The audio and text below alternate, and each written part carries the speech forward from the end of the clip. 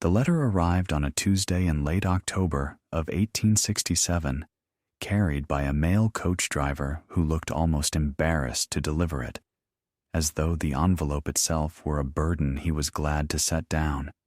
Caleb Marsh stood on the porch of his brother's farmhouse outside Hazard, Kentucky, turning the yellowed paper in his calloused hands, while the maple trees along the fence line blazed copper and scarlet against a sky the color of hammered steel. A cold wind moved down from the ridgeline, carrying the smell of fallen leaves and wood smoke and the faint mineral scent of the creek that ran along the bottom of the property. Somewhere in the barn, a cow lowed, and the sound echoed across the yard with the hollow clarity that comes when the air is still and cold and the world has begun to empty itself for winter.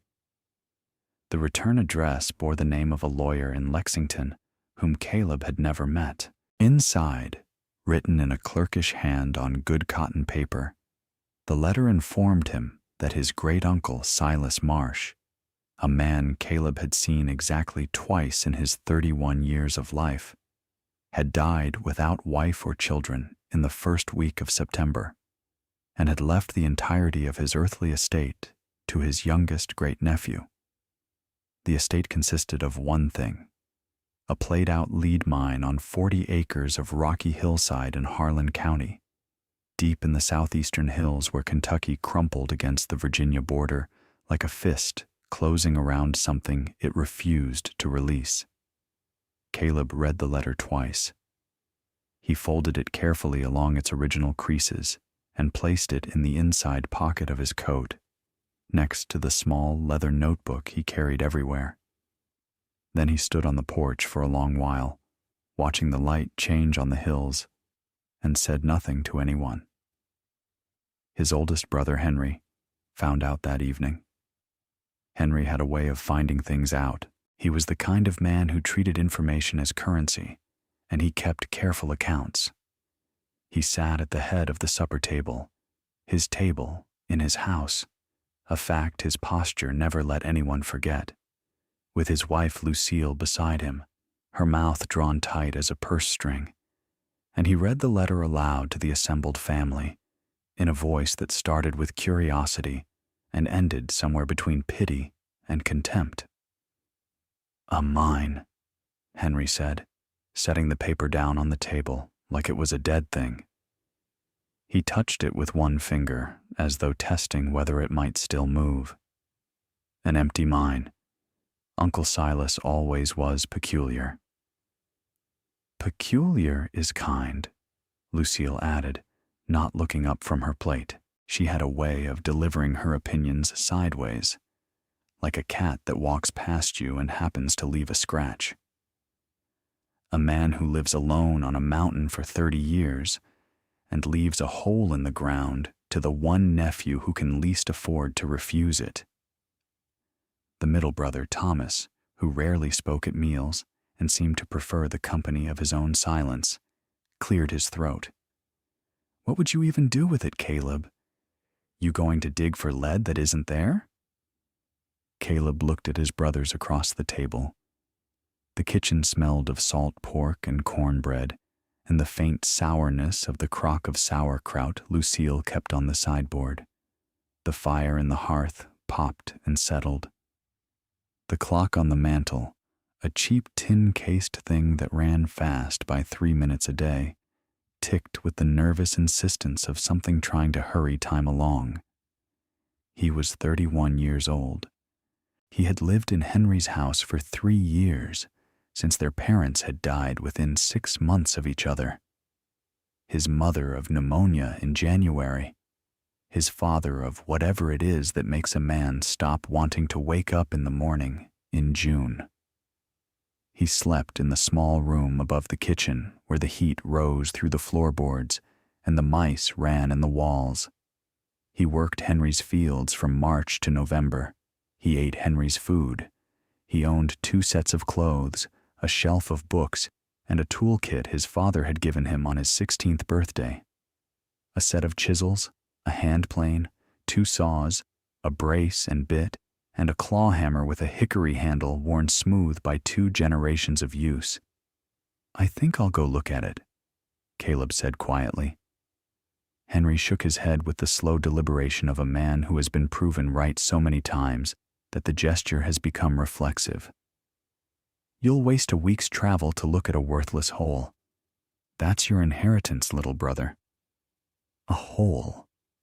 Lucille laughed. It was not a kind sound. It had edges. Caleb did not answer. He finished his supper in silence, washed his plate in the basin, dried it, and set it in its place on the shelf. He climbed the stairs to his room and sat on the edge of his narrow bed, listening to the wind moving through the bare branches outside his window. The room was cold. It was always cold. The heat from the kitchen below rose unevenly, warming the center of the floor, but leaving the corners chill, and the window panes rimed with condensation that would freeze by morning.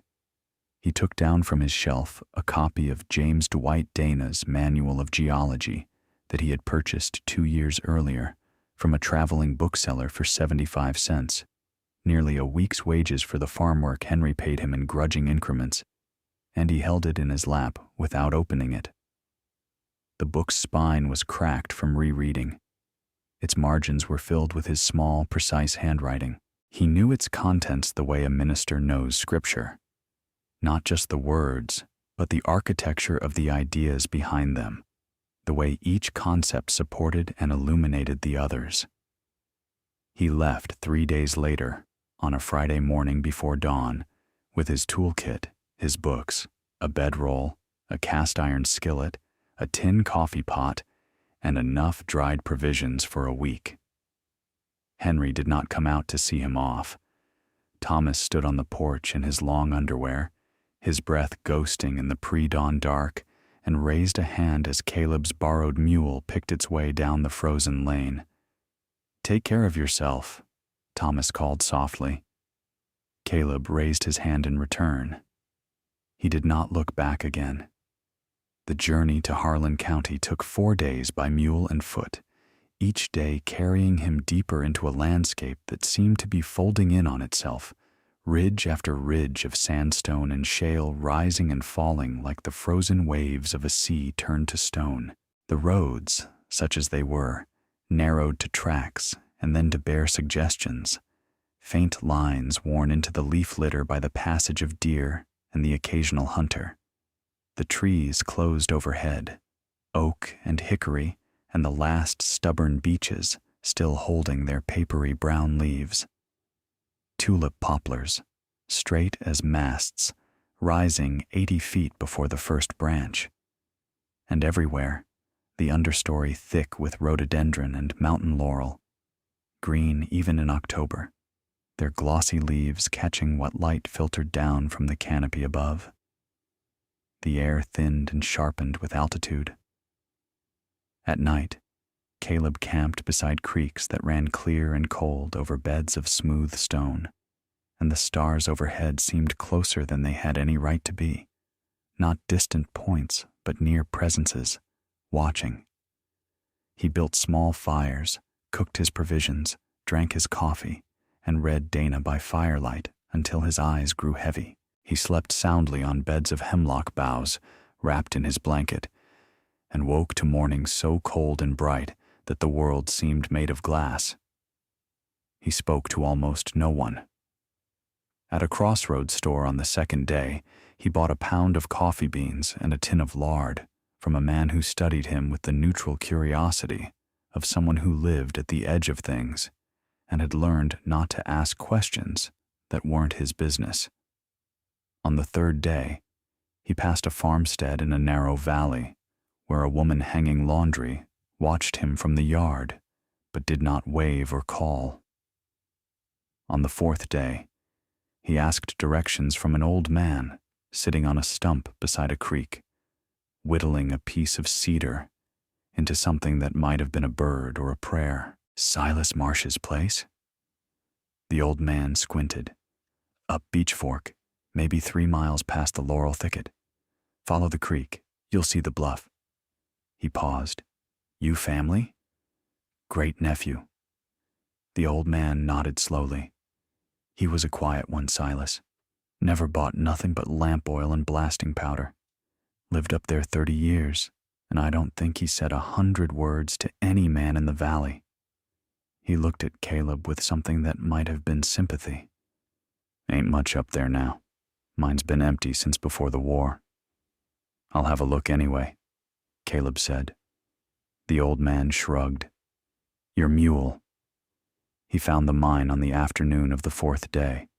The 40 acres occupied the western face of a steep, wooded hollow where the hills came together like cupped hands.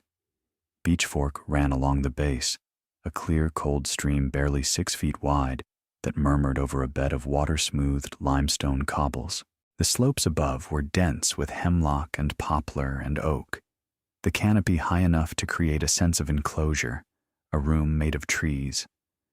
The mine entrance was halfway up the slope, a dark rectangular mouth cut into a limestone bluff that rose 30 feet above the creek bottom. Virginia creeper, gone crimson in the autumn chill, hung in curtains across the opening, and a seep of water darkened the stone below like a stain.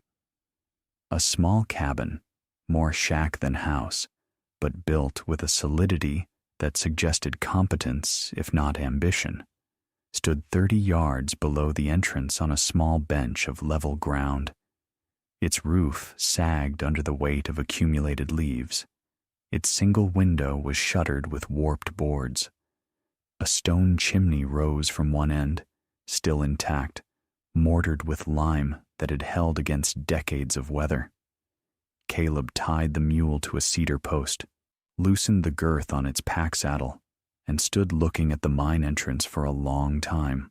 The air coming from within was cool and faintly damp, carrying a mineral smell that was not unpleasant, clean, ancient, like the earth's own slow exhalation. He could hear water somewhere inside, a distant trickling that echoed softly off unseen walls. The sound was not lonely exactly. It was patient. It had been making that sound for a very long time and was in no hurry to stop. He explored the cabin first. It was rough, but sound beneath its neglect. Silas had built well. The walls were hand-hewn poplar logs, each one squared with an adze, and fitted so tightly that the chinking between them was almost decorative. The floor was packed earth, dry and level, tamped to the hardness of fired clay. A stone hearth dominated the west wall, blackened from decades of fires. The firebox was deep and well-drafted. Caleb could feel the pull of air up the chimney even without a fire lit. A crude shelf held a few rusted tools, 3 empty oil lamps with cracked chimneys, a coil of hemp rope stiff as wire, and a leather-bound journal so swollen with damp that its pages had fused into a single brick of pulp. Caleb set the journal aside carefully. He would try to separate the pages later, though he suspected the words within were lost. He spent the remainder of that first afternoon clearing the cabin, sweeping out the accumulated leaves and mouse nests and the dry husks of dead beetles with a broom improvised from a bundle of birch twigs. He checked the chimney for obstructions, reaching up into the flue and pulling down a nest that had been built by some bird long since departed. He tested the door on its leather hinges and found them cracked but functional. He cleared the gutter trench that Silas had dug around the cabin's uphill side to divert rainwater. By the time the sun dropped behind the western ridge, casting the hollow into a purple twilight that deepened moment by moment like a bruise, Caleb had a fire burning in the hearth, and his bedroll spread on a platform of cedar boughs he had cut from a tree near the creek. The fire threw shifting light across the log walls and the packed earth floor, and the cabin, which had felt abandoned an hour before, began to feel like what it had once been, a shelter, a place where a man could sit and think and be warm. He sat in the doorway, eating cold corn pone and dried venison, watching the last light fade from the sky. The hollow was extraordinarily quiet. No sound of wagon or voice or barking dog. Only the creek below, steady as breathing, the wind in the bare branches above, the occasional call of a barred owl beginning its nightly circuit, its voice carrying through the trees like a question asked in a language just beyond understanding. He was alone in a way he had never been alone before. Not merely solitary. He had been solitary in Henry's house, solitary at the supper table surrounded by people who did not see him, but alone in the absolute sense. Alone with the mountain and the creek and the dark mouth of the mine above him and the stars coming out one by one in a sky so clear it seemed depthless. It did not frighten him. It felt, instead, like the first deep breath after years of shallow breathing. Like stepping out of a room he had not realized was too small until he left it. He did not enter the mine for 3 days. He spent that time making the cabin habitable with the methodical patience of a man who understood that preparation was not delay but foundation. He patched the roof with bark shingles split from a fallen chestnut, laying them in overlapping courses the way his father had taught him. He re-chinked the walls with fresh lime mortar, mixed from limestone he crushed with a hand maul and slaked in water from the creek. He built a simple bed frame from green hickory poles, lashed with rawhide strips, and suspended his bedroll across it on a lattice of woven rope. He fashioned a table from a slab of tulip poplar, planed smooth with his hand plane, and set it on legs of cedar that he shaved to fit mortise and tenon joints without a single nail. He hunted squirrel and rabbit with snares set along the game trails that threaded the hillside. He found, to his surprise and pleasure, that the creek held brook trout of remarkable size, 12-inch fish, some of them, fat-bellied and brilliantly colored, their flanks dappled with the characteristic vermiculations that looked like someone had painted tiny mazes on their skin. They had never learned to fear a hook. Caleb caught 3 his first evening and cooked them in his skillet over the hearth fire, and the taste was so clean and immediate that it seemed less like eating and more like drinking the creek itself. On the morning of the 4th day, he lit one of the oil lamps. He had brought a supply of whale oil from Hazard, trimmed the wick until the flame burned steady and bright, and walked into the mine.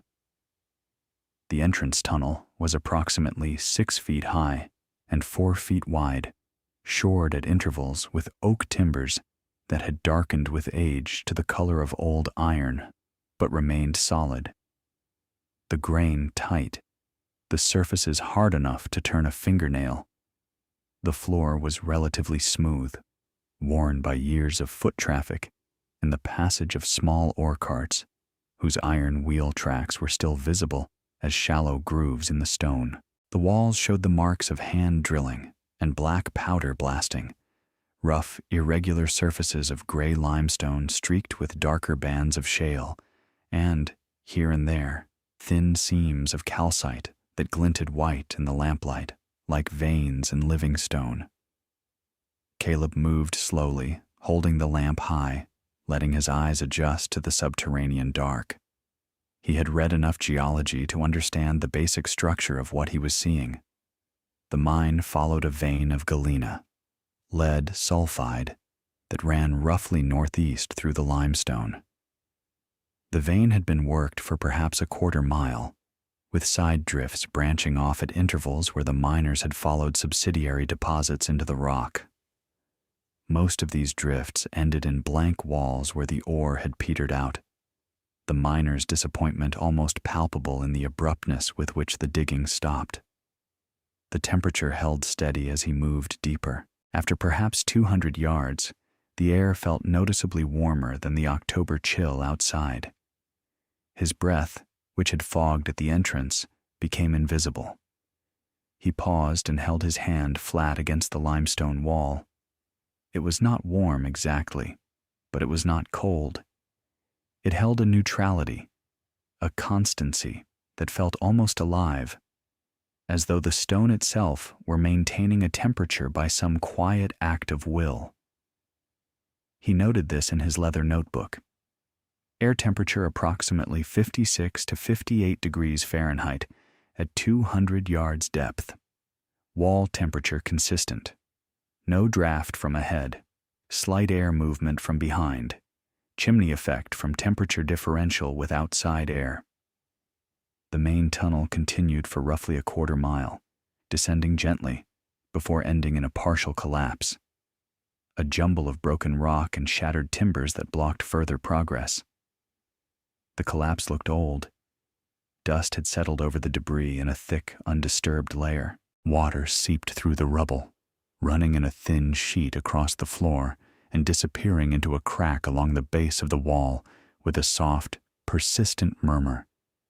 But it was not the collapse that stopped Caleb's breath. It was the door. Set into the left wall of the tunnel, perhaps 30 feet before the collapse, was a wooden door. Not a mine door, not the rough plank barriers that miners use to direct airflow through tunnels, but a proper door made of thick oak planks, darkened almost to black with age and mineral deposits. Iron strap hinges, heavy and hand-forged, held it to a frame set directly into the limestone. Someone had chiseled a precise rectangular recess into the living rock and fitted the frame into it with the care of a cabinet maker setting a door in a house.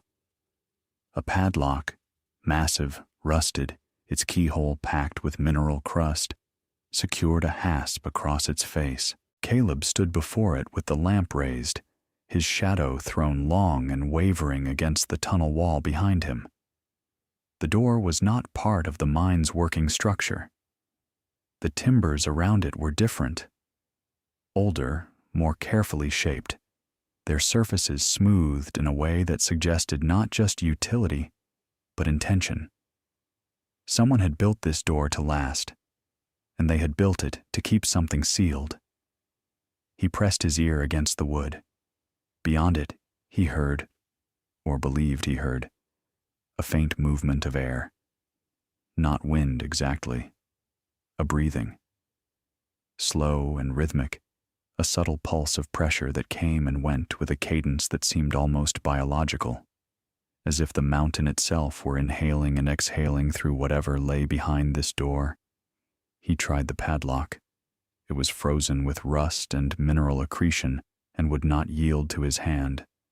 He did not force it. Instead, he took a piece of chalk from his pocket, marked the door with a small X, and stood for several minutes studying the frame, the hinges, the relationship of the door to the surrounding rock. Then he turned and walked back out into the daylight, blinking against the brightness, carrying with him the image of that dark, sealed rectangle, like a question that had lodged itself behind his eyes. That night, sitting by the fire with Dana's geology text open on his knees, Caleb began to form a theory. The steady temperature inside the mine, the movement of air behind the sealed door, the location of the mine on a limestone bluff above a creek in a region he knew to be underlain by soluble carbonate rock. He had read about natural cave systems in Kentucky, Mammoth Cave, the largest, but hundreds of others as well. Vast underground networks carved by the patient dissolution of limestone by mildly acidic groundwater over spans of time so immense that the human mind could not truly comprehend them. Millions of years, tens of millions. Some of these caves maintained temperatures between 54 and 58 degrees Fahrenheit year-round, regardless of the weather above. Geothermal constancy, Dana called it, the thermal mass of thousands of tons of surrounding stone absorbing the fluctuations of surface weather and radiating a steady, unchanging warmth. If the mine had accidentally broken into a natural cave system, and if someone, perhaps Uncle Silas himself, had sealed the connection, then behind that door might lie something far more significant than exhausted lead deposits. He fell asleep with the book on his chest and the fire burning low, and he dreamed of vast, dark rooms where water dripped like a clock counting centuries. It took him 2 days to break the padlock. He fashioned a pry bar from a piece of iron strapping he found in the mine's refuse pile, a discarded section of ore cart rail, heated it in his hearth fire until it glowed cherry red, and hammered it on a flat rock into a curved lever. The hasp was the weak point. The screws that held it to the doorframe had corroded in the damp air, and the wood around them had softened over decades. On his 4th attempt, the hasp tore free with a groan that echoed down the tunnel like a voice from another era. He swung the door inward. Its hinges protested, a long grating shriek that faded into an echo traveling impossibly far into the space beyond. The air that met him was warm, not the neutral coolness of the mine tunnel, but genuinely, unmistakably warm. He estimated 57 or 58 degrees, though against his chilled October skin, it felt almost tropical. It carried a different smell, cleaner, wetter, with a faint mineral sweetness like rain on hot limestone. And it moved. The air flowed past him in a steady, gentle current, as if the space beyond were breathing out through this newly opened mouth. He stepped through the doorway and raised his lamp. The chamber was enormous. His lamplight could not reach the ceiling or the far walls. It simply dissolved into darkness above and ahead, swallowed by a space that felt immense in the way a cathedral feels immense. Not just large, but intentionally grand, as if the darkness itself were architecture. The lamp flame flickered in the moving air, sending shadows swinging across the nearest surfaces, and each swing revealed new details, curved walls, hanging shapes, the glint of something that caught the light and threw it back in fragments. The floor sloped gently downward, covered in a layer of cave clay so smooth and fine it might have been laid by human hands. But no human hand had touched this place. Water had shaped it. Millions of years of water, patient and relentless, dissolving the limestone atom by atom, carrying it away in solution, leaving behind these soaring vaults as a record of its passage. After perhaps 100 yards, the passage opened further, and Caleb stopped. The chamber before him was roughly circular, perhaps 80 feet across and 40 feet high. A shallow pool of water covered its center, still as glass, reflecting his lamplight in a wavering golden disk. The water was clear enough that he could see the clay bottom 4 or 5 feet below, where small calcite formations grew like a miniature garden of white stone. And rising from the edges of the pool, climbing the walls in clustered formations, covering every visible surface in a glittering crust. Crystals. Thousands of them. Tens of thousands. They ranged in size from the tip of his little finger to the length of his forearm. They were translucent, faintly honey-colored, with a vitreous luster that caught the lamplight and shattered it into 10,000 points of fire, so that the walls seemed to burn with a cold, steady flame. They grew in clusters and rosettes, in blade-like sheets and stubby hexagonal prisms, in formations that branched and interlocked with a complexity that was at once mathematical and wild. They covered the chamber like the interior of a geode scaled to the dimensions of a room built by geology for no audience and no purpose, perfect and complete, and entirely indifferent to whether anyone ever saw it. Caleb set the lamp on a flat rock and sat down on the clay floor. He sat there for a long time, turning slowly, letting his eyes adjust to the scale of what surrounded him. His hands were trembling, not from cold, but from the particular tremor that comes when the mind encounters something it has imagined in theory and finds manifested in fact. He recognized the crystals. They were calcite, calcium carbonate, formed as mineral-rich water, seeped through the limestone and entered the cave, where slight changes in temperature and pressure caused the dissolved mineral to precipitate, molecule by molecule, building crystal upon crystal in lattice structures governed by the geometry of atomic bonds. The honey color came from trace iron oxide. The size of the formations suggested that this chamber had been sealed from the surface for thousands of years, perhaps tens of thousands, allowing the crystals to grow undisturbed in conditions of perfect stability. He understood now why someone, Uncle Silas almost certainly, had sealed the door. Not to hide the cave, but to protect it, to preserve the conditions that had created this place and that would continue creating it, crystal by crystal, century by century, as long as no careless hand disturbed the balance. Caleb reached out and touched the wall beside him. The crystals were cool and smooth, hard as glass. He did not break one. He did not consider it. He sat in that chamber for 3 hours by his pocket watch. When he finally rose and walked back through the door, he pulled it closed and wedged a timber against its base. That night, he wrote in his journal for 2 hours by firelight, recording every observation, dimensions, temperatures, mineral identifications, sketches annotated with questions he could not yet answer. At the bottom of the last page, he wrote, "There is always more to find." Winter came to the hollow like a slow-closing fist. By mid-November, the creek ran with ice at its edges. The bare trees on the ridgeline stood black against pewter skies. Snow fell in early December, steady, persistent, muffling the world and erasing the trails. Caleb prepared methodically. He had stacked 4 full cords of seasoned oak and hickory under a lean-to against the east wall. He had double-chinked the cabin walls, laid a second roof of bark shingles with a dead air gap for insulation.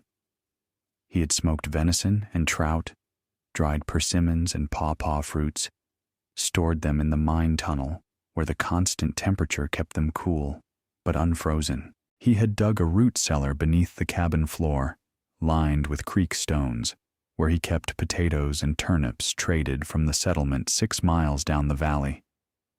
But his most significant preparation was the one that would prove most consequential, not just for that winter, but for decades after.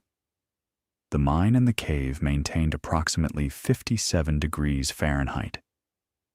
Outside, winter temperatures would drop below 0.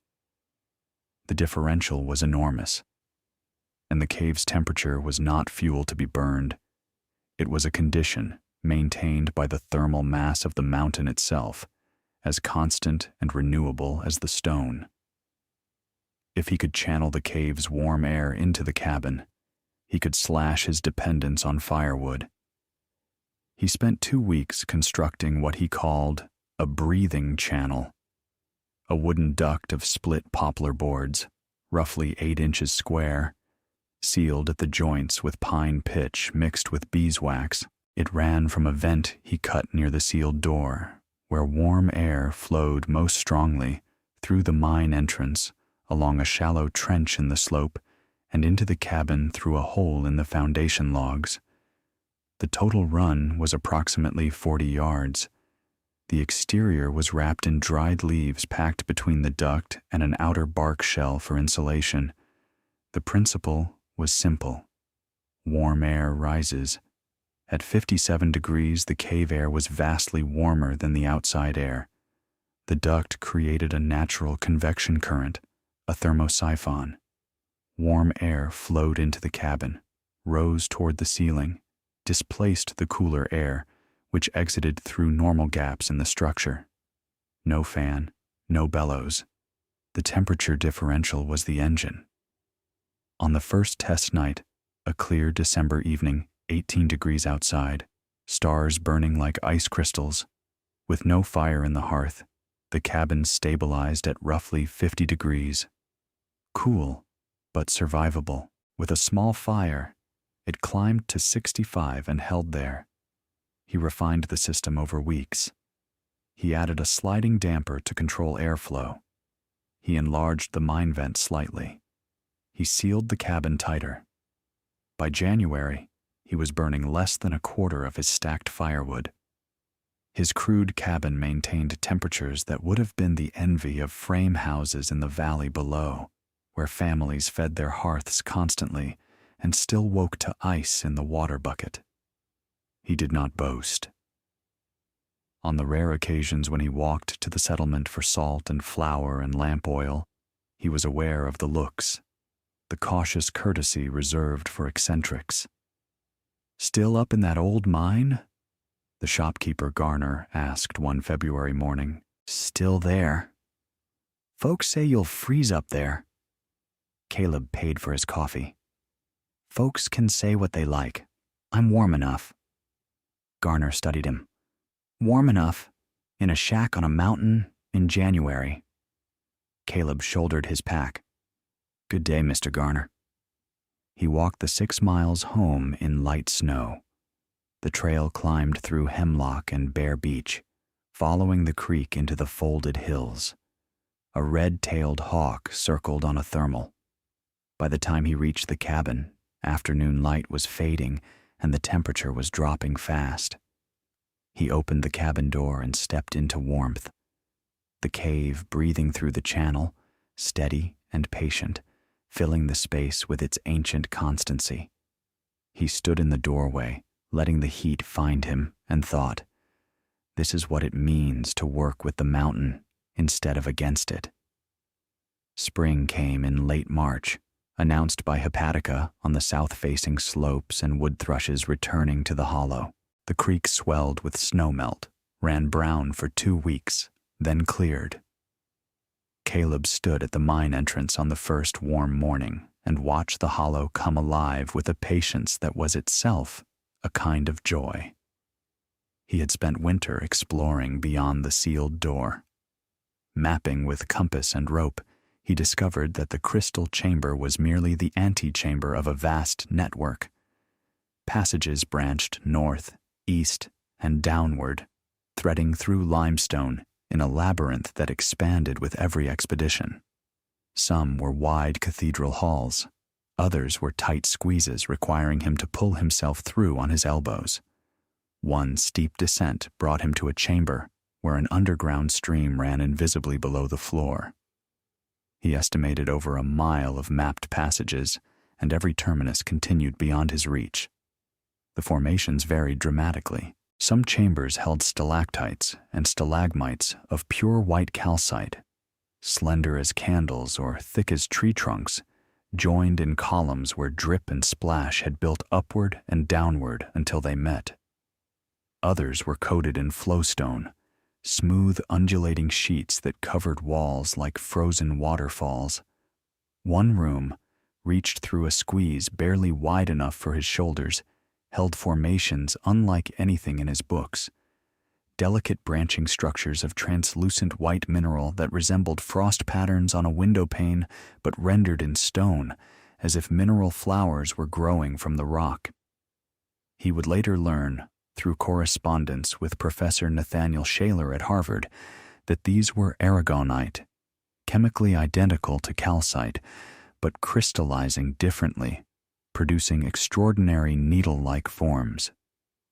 They were rare, fragile, and beautiful, in a way that stopped thought and replaced it with reverence. He documented everything across multiple journals: measurements, sketches, temperatures, mineral identifications, the careful prose of a man who understood that observation without record was merely experience, while observation with record was science.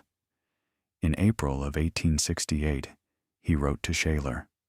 The letter was composed over 3 evenings, each sentence weighed. He described the cave precisely, included detailed sketches, and asked whether the professor might examine some specimens. Shaler's reply came 6 weeks later, carried by a bemused mail carrier who had never delivered Harvard correspondence to a mine shaft. The professor asked probing questions about crystal formations, airflow, and geological strata. He requested small samples and offered to analyze them free of charge. That correspondence, lasting 7 years, became an anchor of Caleb's intellectual life. Through Shaler, he accessed journals and monographs he could never afford. Through Caleb, Shaler gained ground truth observations from a pristine cave of unusual scale. They never met in person, but their letters, Caleb's precise and observational, Shaler's enthusiastic and theoretical, formed a bridge between the hollow and the wider world of science. It was Shaler who, in the spring of 1869, suggested Caleb consider the cave's commercial value, not as a mine, as a destination. Shaler had visited Mammoth Cave and been struck by the tourism business. Visitors paid handsomely. Hotels prospered. The cave generated steady revenue without destroying the resource. Caleb considered it carefully. The crystal chamber alone would justify any journey. But he knew the dangers: broken formations, soot-blackened walls, names carved into surfaces pristine for millennia. He would open the cave on his terms, small groups, every tour personally guided. No touching formations, no specimens, no open flames beyond his oil lamps, a price high enough to sustain the venture without attracting destructive crowds. He spent the summer of 1869 preparing, widening the passage, building a raised walkway to protect cave sediments, installing lamp brackets along the walls. He opened in October, advertising at Garner's store. $1 per person. His first visitors were a minister from Harlan and his wife. They emerged 2 hours later, transformed. The minister's wife was weeping, not from sorrow, but from something she could not name. She stood in the tunnel and said, "I have never seen anything so beautiful in my life." The minister shook Caleb's hand. "How long has this been here?" "Millions of years, perhaps tens of millions." "Sitting here, under this hill, all that time." "All that time," Caleb agreed. Word spread. By the following spring, he was guiding groups 2 or 3 times a week. Visitors came from Harlan, Pineville, Middlesboro. A journalist from the Lexington Observer described the crystal chamber as a place that humbled human works. That article, reprinted regionally, brought visitors from Louisville and Cincinnati. It was one of those visitors, in June of 1870, who brought his daughter. Her name was Margaret Doane. She was 26, the daughter of a German-born clockmaker who had settled in Cincinnati after emigrating from Bavaria in 1848. She had accompanied her father on a business trip to repair a courthouse clock near Cumberland Gap. Having read the newspaper account, she persuaded him to make the detour. Caleb noticed her immediately, not for conventional reasons. She was small, dark-haired, with a direct gaze and a way of standing very still. What caught his attention was her behavior underground. While others exclaimed and asked what the crystals might fetch at market, Margaret moved quietly along the walkway, pausing at each formation with an intensity that mirrored his own. She knelt beside a cluster of aragonite needles growing from a low shelf. She did not touch them. She simply looked, her face close enough that her breath might have stirred the delicate branches. "You're being very careful," Caleb said. She looked up. "My father is a clockmaker. He taught me that the most intricate things are the most easily damaged. Your father sounds like a wise man. He is a precise man. Wisdom is a different quality, though the two are not incompatible." Something shifted in Caleb, not dramatically. More like a door he hadn't known was closed, swinging gently open on well-oiled hinges. They talked for 3 hours on the bench outside the mine entrance. She asked probing questions about geology, airflow, crystal chemistry. She wanted to understand the convection system in physical detail, not as metaphor. She told him about clockwork, gears, escapements, the mathematics of toothed wheels, and Caleb recognized the same delight in mechanism he felt studying the cave. She told him her life. Her mother dead when she was 12. She'd kept her father's household since, managing accounts, maintaining correspondence, learning German to communicate with Bavarian clients. She had educated herself from her father's extensive library, with the same systematic hunger Caleb brought to geology. They corresponded for a year. His letters were careful and factual. Hers were sharper, more ranging, Cincinnati society, mineral chemistry, the nature of patience and useful work. In the summer of 1871, Margaret and her father returned. Caleb and Margaret walked along the creek in the long evening light, honeysuckle scenting the air, thrushes settling for the night. He asked her to marry him. Plainly, without rehearsed speeches, he told her what he had and what he lacked. He said the life would be isolated and demanding. She said yes before he finished. They married in October at the settlement, Garner as witness. Her father gave them a mantel clock he'd built himself, brass and walnut, accurate to 3 seconds per week.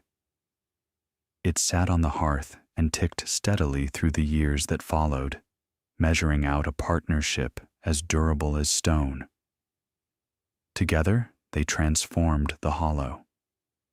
Margaret brought organizational gifts that complemented Caleb's craftsmanship. She kept books, managed visitor correspondence, designed scheduling systems. She was firm with souvenir seekers and warm with those who simply wanted understanding. It was Margaret who proposed building a proper house, incorporating the mine's thermal properties. Over 1872 and 1873, they built something unlike anything in Harlan County. Caleb positioned the house against the hillside, north wall abutting the limestone bluff.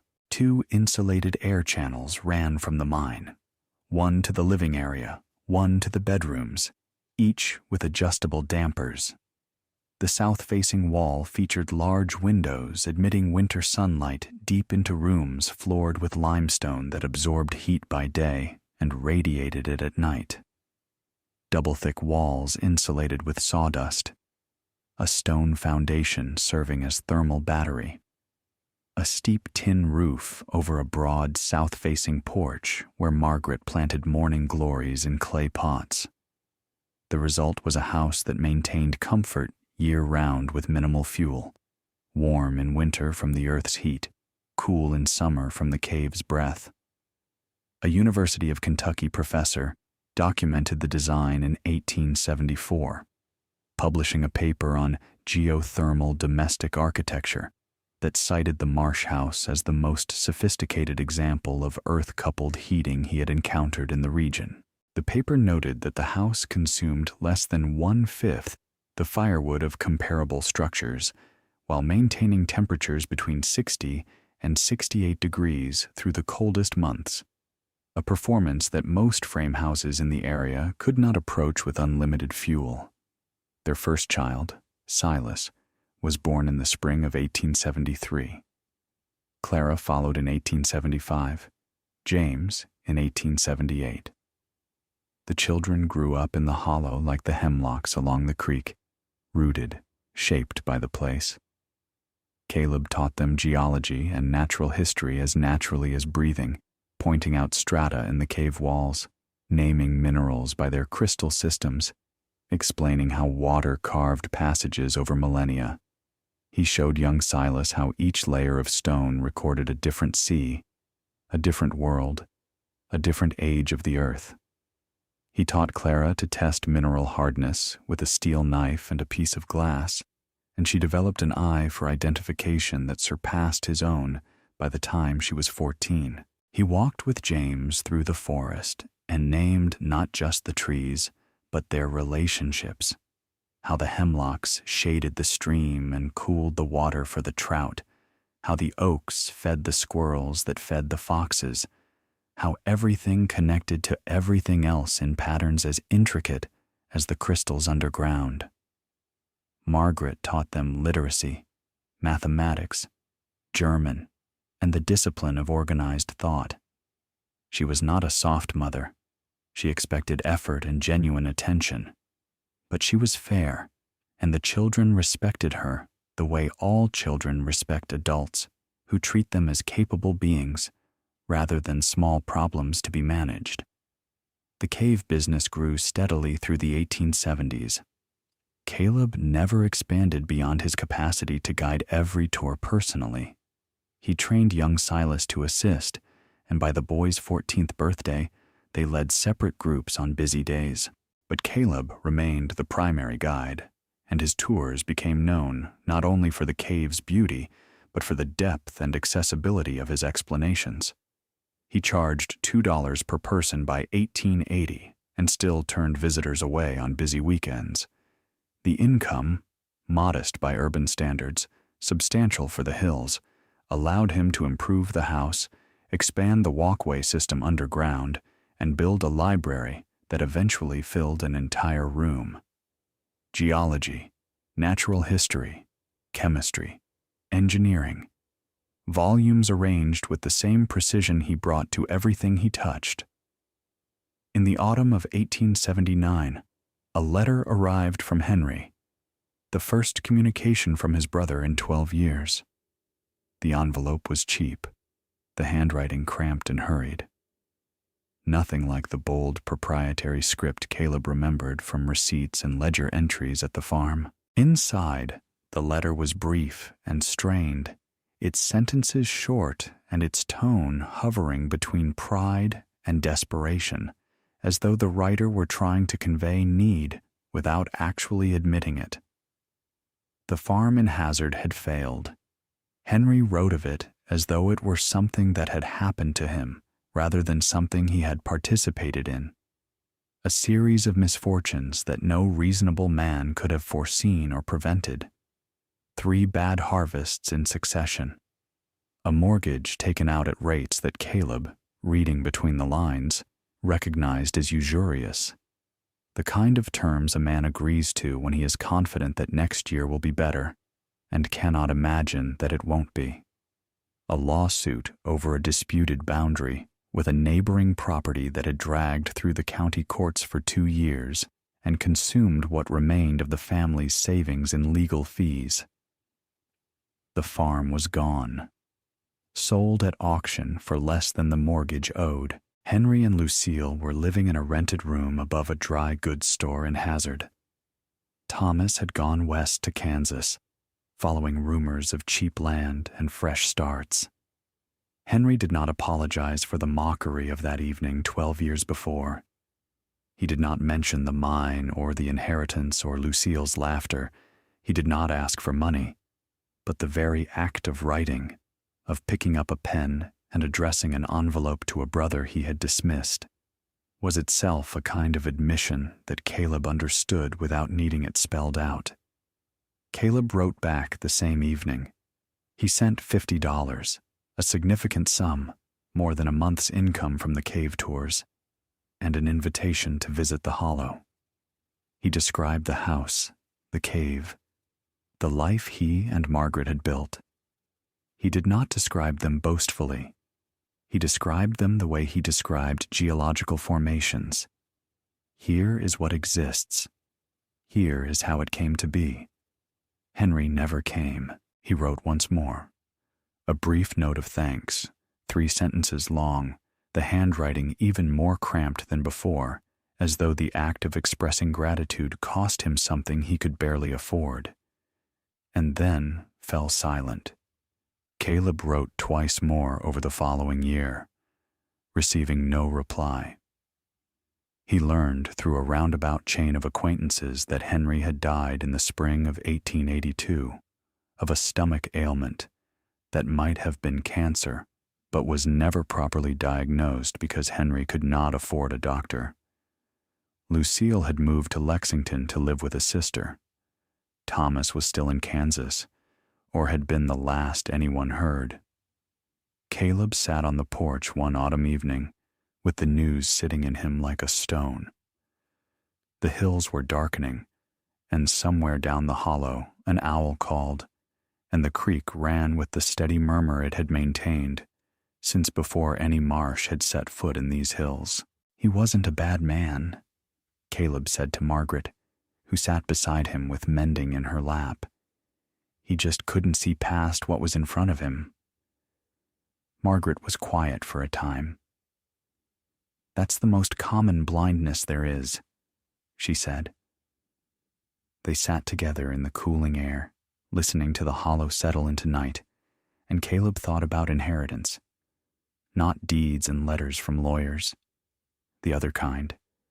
The things the world gives you that you don't expect and can't refuse. A played-out mine, a sealed door, a darkness that turns out to be full of light. The years that followed were the full, productive years that come to those who have earned them. Caleb continued contributing observations to geological science. His correspondence with Shaler evolved into exchanges with other researchers, and his precise field notes were cited in academic papers on cave formation and karst hydrology. He published nothing himself, having no appetite for academic convention, but his journals, meticulous, illustrated, running to over 2,000 pages by the mid-1880s, constituted a record that would eventually find its way into the archives of the Kentucky Geological Survey, where they remain today. Young Silas grew into a quiet, capable man who shared his father's affinity for the underground world. He took over primary guiding duties in the mid-1880s and expanded the tour route to include 2 new chambers. Clara married a schoolteacher from Pineville and moved to town, but she returned every summer with her children, who splashed in the same creek pools and traced the same passages their mother had known. James, the restless one, went to Berea College, studied engineering, and took a position with a mining company in Colorado. But he came home for Christmas every year, and he carried with him a growing understanding that what his father had built was not simply a house or a business, but a way of living in relationship with the land, a philosophy made physical. Margaret's father died in 1883, and she traveled to Cincinnati for the funeral. She returned with his complete workshop, calipers, loops, hand tools of remarkable quality, and his library, technical volumes in German and English that filled 2 more shelves in the already crowded study. Caleb discovered that instruments designed for clockwork repair were perfectly suited for preparing mineral specimens. Another unexpected gift. Another door opening. By 1890, the cave was listed in guidebooks as one of the most remarkable crystal caverns in the eastern United States. A Louisville photographer made the journey and produced flash powder images that appeared in regional papers and drew new visitors. Through it all, Caleb maintained his standards. The cave was never overrun. The formations were never damaged. He refused an offer from a Cincinnati businessman who wanted to install electric lighting and build a hotel. The refusal was polite, but absolute. The cave was not a commodity. It was a trust. In the spring of 1894, Caleb turned 58. His hair had gone silver, and his hands, which had built and shaped and measured for nearly 30 years, were thickened with arthritis that made the fine work painful, but not impossible. He still walked into the cave every morning, lamp in hand, moving through the passages with the unhurried familiarity of a man walking through his own home, which, in every sense that mattered, it was. On a morning in late April, with the dogwoods blooming white along the creek and the air soft with the green smell of everything deciding to live at once, he made his customary walk through the crystal chamber. He paused at the spot where he had first sat on the clay floor 27 years before and looked at the walls with something that was not familiarity, but its opposite. The capacity to be astonished by the same thing for the 1,000th time, to find it not diminished but deepened by repetition, The way a piece of music heard 1,000 times reveals harmonies that a single hearing cannot hold. The crystals had not changed. They would not change in his lifetime, or his children's, or their children's. They existed on a scale that made human life seem brief as a candle flame, which it was, but the candle still gave light. That was the whole point. The candle still gave light. He walked back through the passage, through the oak door on its ancient hinges, and out into the morning. Margaret was on the porch with a cup of coffee, and the mantel clock, still keeping time to within 3 seconds per week after 23 years, ticked inside the warm house with the steadiness of a heart that had never missed a beat.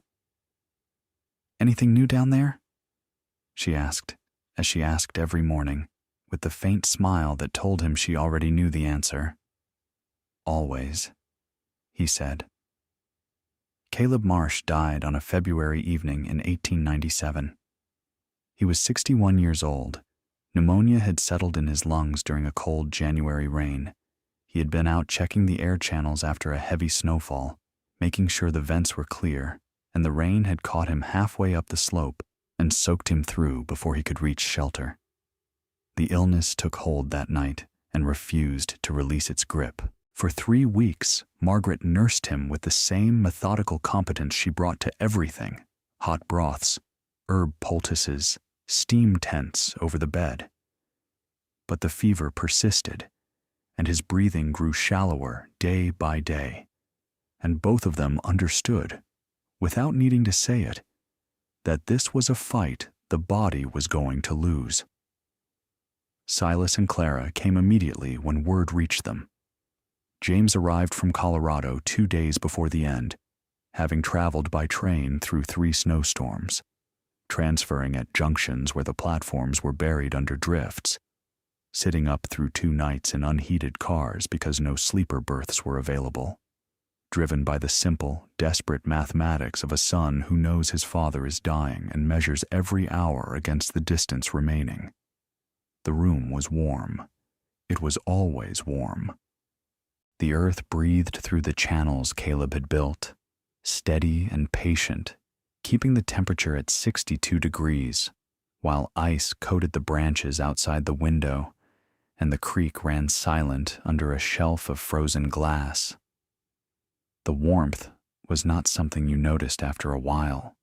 It was simply there, constant and reliable, the way the ground is there, something you can forget about, precisely because it never fails.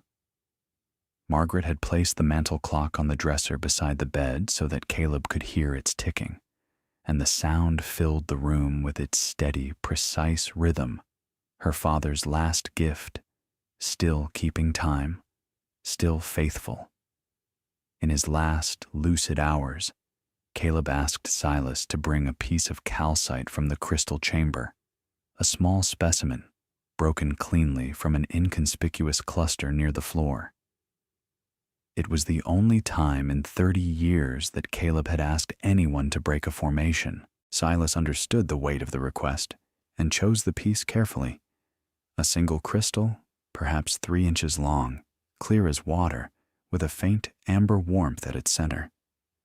Caleb held it in his palm, turning it in the lamplight. The crystal caught the flame and scattered it in bright points across the bedroom ceiling, like stars reflected in still water. He watched the lights move as his hand trembled, and his expression was not one of farewell, but of recognition, as though he were seeing in this small piece of stone the same thing he had seen on that first night in the crystal chamber 30 years before. The evidence of a patience and a process vaster than any human life, and the knowledge that such things exist whether or not anyone is there to see them. He looked at the points of light for a long time. Then he looked at his family, his wife, his sons, his daughter, and his expression held not sadness but completion, the look of a man who has built something and knows it will stand. "There's always more to find," he said. They were the last words his family heard him speak clearly. He died as the light was failing outside the window, the sky turning the color of old silver above the ridge. Margaret held his hand.